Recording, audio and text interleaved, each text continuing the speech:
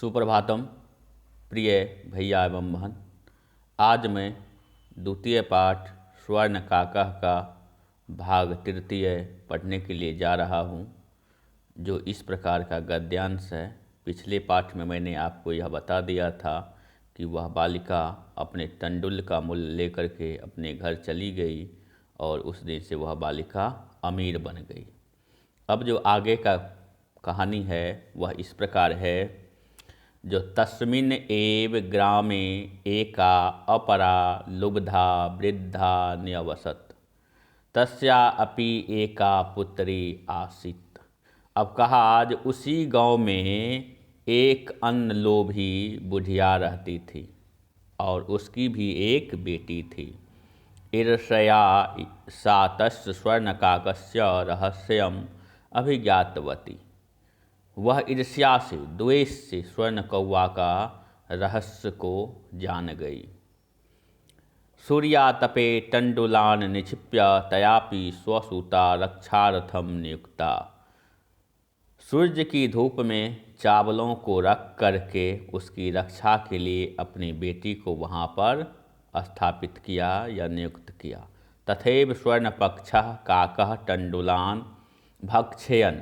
उसी समय क्या हुआ, फिर सोने के पंख वाली कौवा ने आया और चावल को भक्षयन् मतलब खाते हुए, तामपि तत्रैवाकारयत् अर्थात चावल खा भी रहा है और उस दुष्ट बुढ़िया की बेटी को अपने पास बुला भी रहा है। स काकम निभर्तशयन्ती प्रावोचत। उस लड़की को वहाँ बुलाया और वह लड़की क्या करने लगी, जो प्रातः काल उस कौवा के आवास पर जा कर के उस कौवा की निंदा करने लगी, क्योंकि वह रहस्य जान गई थी, पड़ोसी थी। तो पड़ोसी को सबसे ज़्यादा ईर्ष्या द्वेष अपने पड़ोसी से ही होती है, इसलिए वह इस रहस्य को जान गई थी। जो स्वर्ण कौवा ने उसको बहुत सा रत्न दिया, कुछ चावल खाया लेकिन उसके बदले में लाखों रुपये दिए। तो उसी का नकल करने के लिए यह बुढ़िया भी, दुष्ट बुढ़िया जो थी, वह भी उसी प्रकार का कहानी रचने लगी। तो वह बालिका कौवा के आवास के पास गई और फिर वहाँ पर बोलती है, भव नीच काकः, हे नीच काक कौवा, अहम आगता अर्थात मैं आ गया। अहम मह्यम तंडुल मूल्यम प्रयच्छ। तो कहा, यहाँ प्रयच्छ का मतलब होता है प्रदान करना, प्रदान। तो कहा मुझे चावल का मूल्य प्रदान करो। तो काको अब्रवीत, कौवा कहने लगा, जे अहम त्वत्कृते सोपानम उत्तारयामि। कहा मैं तेरे लिए सीढ़ी उतारता हूँ। अब सीढ़ी इसलिए उतार रही है क्योंकि वृक्षस्योपरि अर्थात वृक्ष के ऊपर पर उनका गृह है कौवा का, तो बालिका को चढ़ने के लिए सीढ़ी की आवश्यकता होती है। तो कहा तत्कथय स्वर्णमयम रजतमयम ताम्रमयम वा।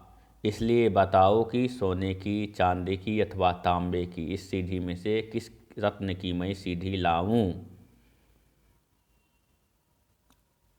गर्वितया, गर्वितया का अर्थ होता है अहंकार युक्त, बालिका प्रोक्तम। अब अहंकार युक्त वह बालिका ने कहा, जो स्वर्णमयेन सोपानेन अहम आगच्छामि। कहा मैं सोने की सीढ़ी से ही आऊँगी। परम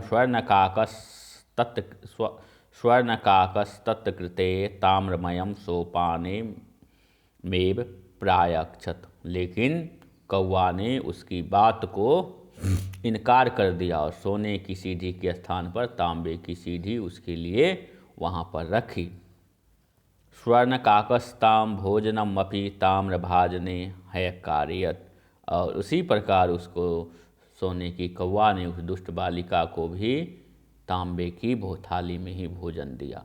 कहने का आशय यह है, जो उस बालिका ने अपने स्वाभिमान के लिए गई थी, अपने तंडुल का मूल्य लेने के लिए गई थी, लेकिन यह बालिका जो थी यह अहंकार युक्त गई थी, अर्थात अहंकार से डूबी हुई थी। तो स्वर्ण कौवा ने दोनों में अंतर भी दिखा दिया। यह अंतर किस प्रकार होता है दुष्ट में और गुणवान में।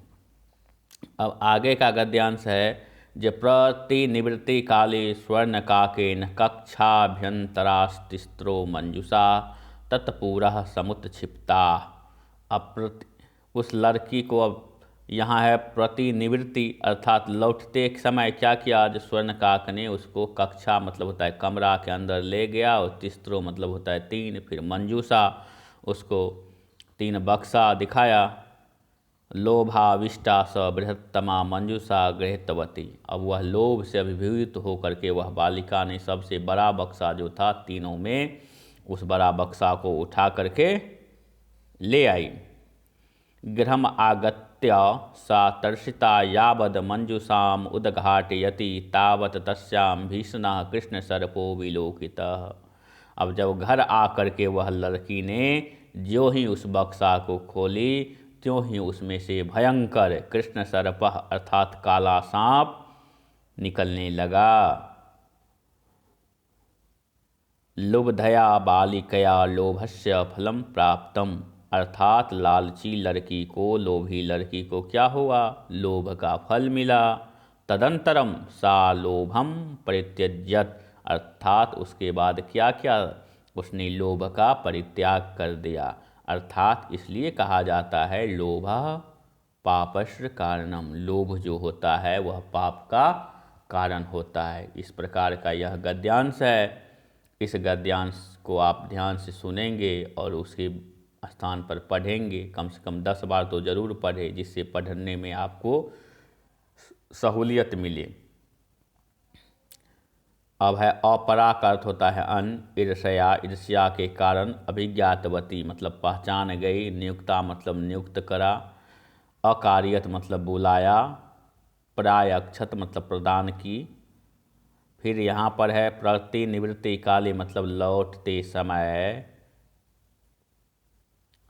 तर्षिता मतलब वंचित, उद्घाटयति मतलब खोलती है, भीषणः मतलब भयंकर, कृष्ण सर्पः मतलब काला सांप, परित्यज्यत मतलब परित्याग कर दिया।